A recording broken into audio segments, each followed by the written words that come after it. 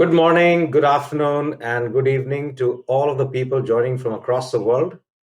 Welcome again to the MetricStream GRC Summit, November 2020. It's pretty early morning here in California, but very glad to be with all of you. Clearly, a lot has changed in the last 7 months, even in the last 5 months since we did our last GRC Summit. The pandemic that rose, subsided, and is re-emerging, the social and political happenings that are happening around the world. The US election, while voted, is still not entirely over in some capacity. Working from home, healthcare issues for millions of people, if not hundreds of millions of people across the world, a lot indeed has changed, but we seem to be settling in some capacity. In terms of businesses, there are businesses that have actually gone down, unfortunately, because of the kind of businesses they were in. But other businesses have also gone through a surge. In speaking with business executives, CEOs, shareholders, regulators, risk professionals, if you look at the last 7 months, a lot has been exposed and a lot has come out. There are three key themes that stand out really for me. One is proactive risk management. The second is adaptability. And the third is digital, digital, digital. If I take some examples, from the market of what has really happened here, if you look at an example of Uber, how they adapted, they looked at risk in the whole transportation business because of people working from home, not traveling. And they very quickly morphed into Uber Eats. Now, Uber Eats is a significant portion of their business because they looked at the risk early on. They adapted really swiftly and have come out stronger. In fact, Uber is today, their market cap is probably the highest they have ever been since they went public in the past. The second example I'll give you is one of my friends. He runs a company. He started about 6 years ago doing account processing for restaurants. So their bills they get from their suppliers, they actually digitize that and provide that back in digital format to the restaurants. Now, he quickly also figured out as soon as the China pandemic was out that restaurants could be hit. And within a 3-month period, he morphed from being an account payable processor of bills to actually a finance company where they offer credit cards to small businesses to be able to give credit. Now, a lot of banks froze for that period, if you know, but he actually has now converted his business into an embedded finance business in the account payable space. Great morph. Again, looked at risk, looked at adaptability, and digitized the business fairly quickly. If you look at a company called Rocket Mortgage, at this time from April onwards, a lot of banks again froze in terms of providing mortgage, not knowing what the impact would be, how home prices would fall. Rocket Mortgage, a company in the US, actually took that opportunity, looked at the thoughtful risk management, as we would call it, and really, took the market by storm by cutting down the mortgage processing from literally 3.5, 4 months that a large traditional bank was taking to refinance to 23 days. And today, Rocket Mortgage, if you look at their market capitalization, is actually over $60 billion, which is more than Barclays market cap, UBS, and many of the top 20 banks in the world. So again, as I come back, a lot has changed in the business, and companies that are actively and proactively looking at risk management, both from a risk and an opportunity perspective, but also are looking at how to adapt very quickly and how to go more and more digital is the best example of how companies that are doing well or have managed to not only thrive, not only survive, sorry, but also thrive in this market have evolved. Now, in the risk, how does that translate to risk? Like I said, the first point I mentioned was proactive risk management, but how this really falls into the risk category, the GRC, the integrated risk management, and how integrated risk management can help you as you're going through this formation period of the respond and then proactively managing risk. We'll share with you a video which actually captures, as I've done in my past keynotes as well. We'll give you a flavor of what our customers are really talking about, what the market, what GRC practitioners, what risk practitioners are talking about. We'll show you a short video and then summarize for you, what the key themes that have emerged in the last year and a half, particularly in the last 7 months, and then we'll go from there summarizing that for you. Here's the video.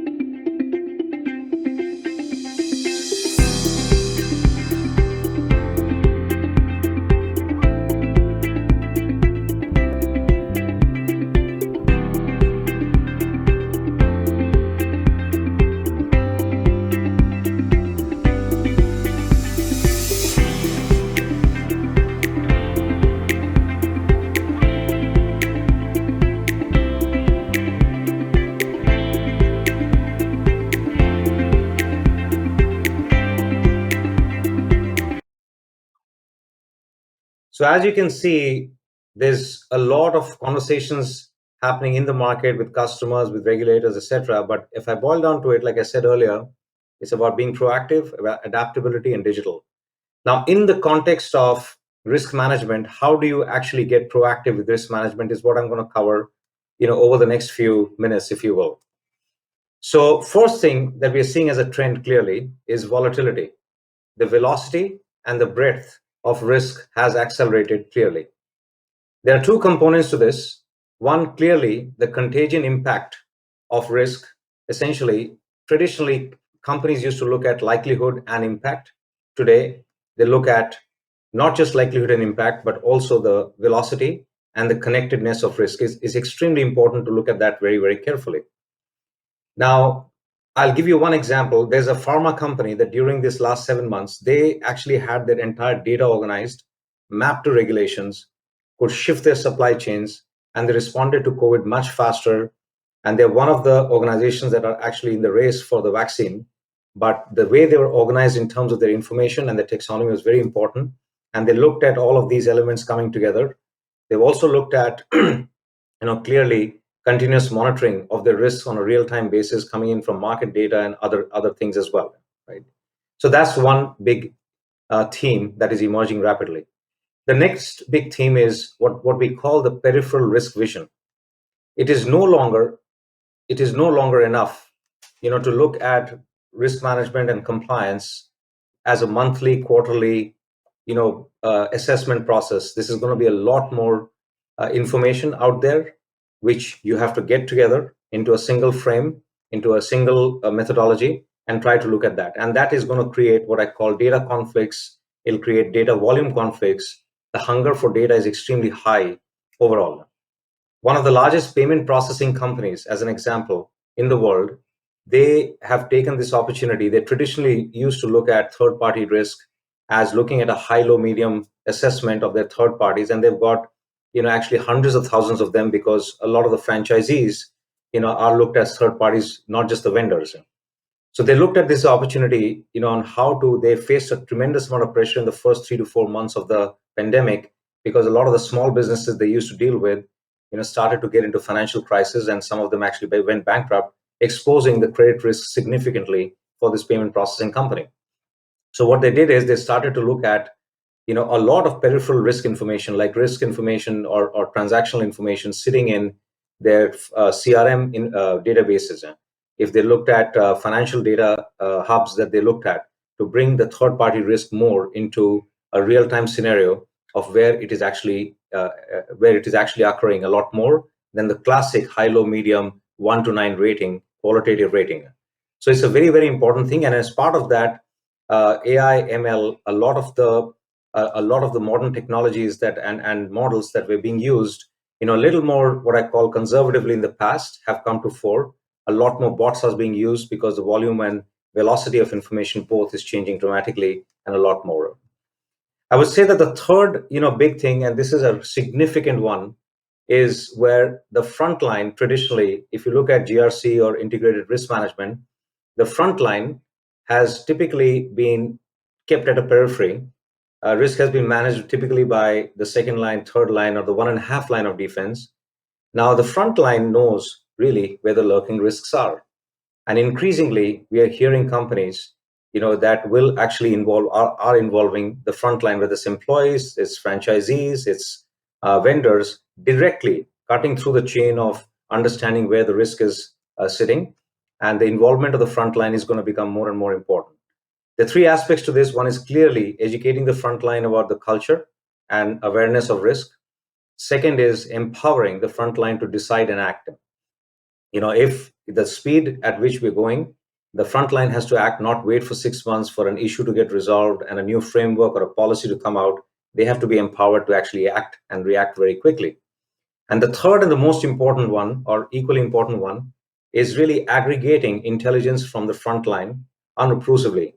So a lot of our companies now have started to use what they call the observation management, product from us, where they actually aggregate information from the front line, and any employee of the company, any third party can actually enter an observation. It could be a risk, it could be an opportunity, and through the use of AI and ML, to say, separate the signal from the noise, and really understand patterns of risk that are emerging, all across the organization, even in the extended enterprise. One of our customers, World Food Program, and I proudly state this, won the Nobel Prize this year for peace. It's a tremendous achievement, and I must commend that the risk management programs have been awesome. They actually look at the program very holistically. But one of the conversations we are having with companies like them is how to extend risk management to the entire, base of people who actually get the benefits there. So in this case, for example, there are 92 million people who actually receive in some capacity food from the World Food Program. And the intent really is, how do you take it to the front line where that person sitting in Africa, sitting in India, sitting in, South America, wherever they are, getting that the benefits of the program, the beneficiaries, they can actually participate in the risk program right off the front line itself, right? So imagine this extended to all your employees, all your stakeholders, your beneficiaries, your shareholders, everybody, the whole ecosystem starting to operate in a way where risk can be taken to the front line, absorbed, and then you look at what the patterns are emerging. That is where a lot of the companies are heading towards, as we are seeing, and integrated risk management and GRC can help with this. The next pattern, I would say the fourth one, which everybody is very familiar with now, is agility. So there's clearly a deep desire for agility to accelerate. And agility comes in different contexts. It comes making sure that GRC programs or integrated risk programs, you're not boiling the ocean. You're not, I'm sorry, you're not boiling the ocean there. You are actually moving forward in a way that you can actually have simplicity and agility in the way you're operating your business, as well as time to value can be established very quickly. The patience is gone. The speed of velocity of risk, as I mentioned earlier, is very, very high right now. As an example, businesses are evolving. Risk appetites can change on a daily basis or at least a weekly basis. Whether it goes up or it goes lower. Your risk appetite could go up because you're trying to leverage an opportunity in the market that you want to seize on, or it could go lower because you've started to see risk in a different way because of either financial risk or something else. And companies have to adapt programs and the platform very, very quickly. Systems are critical, essentially. And I would say that everybody's demanding simple, simple, simple. From a user experience perspective, but also the way programs are run. Many of the even the largest organizations are now looking to actually adopt market standards. Traditionally, it used to be this: I got it, I'll do it over 18 months, 2 years. My operational risk program or my audit program. Now they're looking for time to value. They're looking at market standards, and that actually will help integrated GRC to come closer together so that you can start to leverage these market standards. As an example, one of our customers, that's a $400 billion asset size financial services firm, they actually did a really good job of adopting 7 use cases across the integrated risk or GRC framework within really a matter of months. Typically, in the past, it would take a couple of years. And they're very successful. They're providing information and reporting to the board, to stakeholders, internal audit, external auditors, through this integrated program. But again, I come back that you have to commit to agility, as part of your GRC and IRM program. And last but not the least, very, very critically, is harmonization. Companies believe and have started to believe that harmonization is extremely high priority. They are harmonized in their taxonomy, and companies that are harmonized in their taxonomy can get context a lot much faster than normal. So what that essentially means is that if you have your data organized, if different groups are talking to each other, and you have a platform-based approach on how you can get this together, the ability for you to get faster connectivity, faster context, and therefore quicker decisions is a substantially better. I can give you numerous examples from our conversations and customers that we operate with that have actually got the benefit, particularly in this time of high-speed decision making, to be able to do that. The second part of this harmonization is really that you can come to a common language on quantification. Like one of our customers, as an example, one of the largest telcos in the world, they were given one mandate. Okay, the Chief Information Security Office was given one mandate by the board that they wanted to have a single risk score overall, to be able to quantify what cyber risks are exposed. And you can imagine now, with the network being under stress and threats constantly, with contact tracing being one of the core areas that telcos and healthcare companies are focusing on, this has even amped up more. So what this company did was, to get to that single risk score, they had to organize their taxonomy, their entire threat vulnerability, their assets, etc., into a single framework, and then start to get automated data information from multiple data systems to be able to provide that risk quantification that the board has been demanding. So it might look at like it's just one risk score, but behind that there's a whole set of ducks that are paddling behind the scenes to make that happen in terms of systems, data, harmonization, etc. And this becomes absolutely imperative for the whole thing to happen. So in summary, if you look at it, it's volatility, which is velocity of risk, making sure that you understand the peripheral risk vision. Like when you're driving a car, it's not just about what's on the road, but what could be flying in, from the other side of the road as well. It's about agility and simplification. It's about involving the front line, and it's about harmonization. So these are, if you have all these key themes, that's where an integrated risk management approach and integrated GRC, governance, risk and compliance approach, could actually help you, make sure that you're prepared and not just surviving, but also thriving in the pandemic. And that's what we are seeing. So as you look at this, there are three horizons we see all companies operate in. We are almost past the respond horizon, where the instant response to high velocity risk has to be achieved. We are now in the adapt horizon, where agility, automation, AI, analytics is being used as part of a framework and an integrated risk platform to be able to manage this better. And then finally, we'll enter a phase where it's not just about performing with integrity, but integrity, which covers trust, brand trust, resilience, your risk programs, that will actually start to drive performance.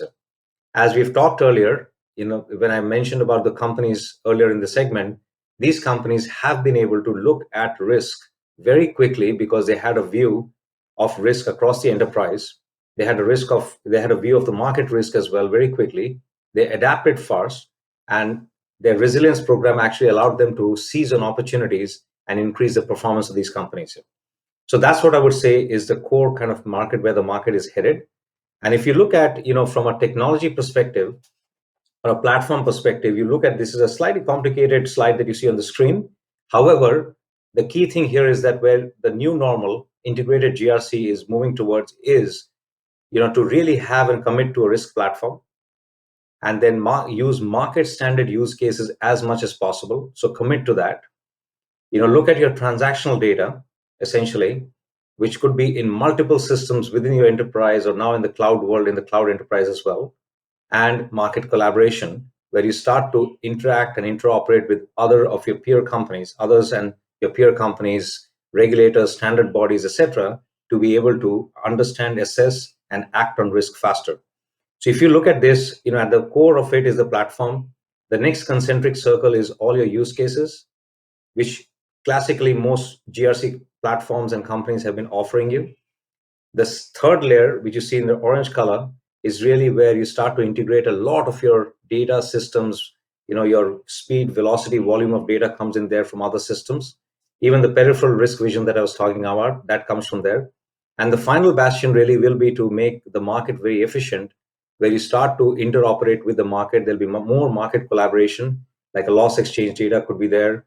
There could be, other supplier databases and supplier hubs that will be created so that companies can interact with each other and start to look at risk, vulnerability, threats, and opportunities in a much closer coordinated fashion in the market than traditionally has been. So this is our vision. This is where we are heading to serve you. A lot of companies, I give you the example of the large telco, one of the largest banks, they're already operating in some capacity in tier 4 of the evolution cycle, where they're collaborating with other companies, other telcos, to get some of this data in. But I feel excited, that this, obviously we feel really bad about the pandemic and what it has done, but I also feel excited from a business perspective how the GRC and the integrated risk management world is evolving in terms of providing more speed, agility, and more view of where the real risk sits in. So with this, I would say that at the end of the day, I'll summarize again. Businesses are exposed to proactive risk management. They are exposed to digitization at a very, very rapid pace. They're exposed to rapid adaptability. The GRC world, our risk practitioners, our compliance practitioners are also moving in this direction of being more proactive, adapting fast, and being more digital, not just in the business, but also in the world of risk. So hopefully this is helpful, and I appreciate it, and I thank you, and I welcome you to approach anybody in our team to be able to provide you more insights on any of these topics that we've talked about today. Thank you.